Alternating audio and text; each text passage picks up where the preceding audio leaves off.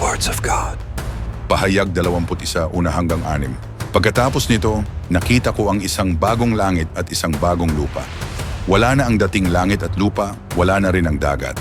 At nakita ko ang banal na lungsod, ang bagong Jerusalem na bumababa mula sa langit buhat sa Diyos, gaya ng isang babaeng ikakasal.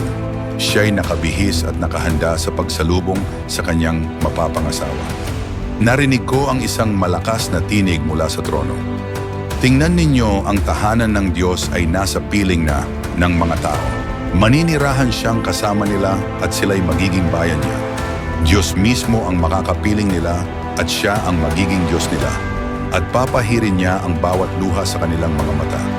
Wala nang kamatayan, dalamhati, pagtangis at paghihirap sapagkat lumipas na ang dating mga bagay.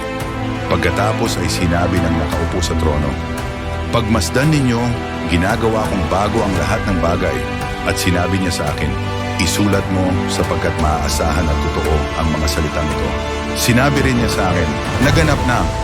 Ako ang Alpha at ang Omega, ang simula at ang wakas. Ang sino mang nauuhaw ay bibigyan ko ng tubig na walang bayad mula sa bukal na nagbibigay buhay.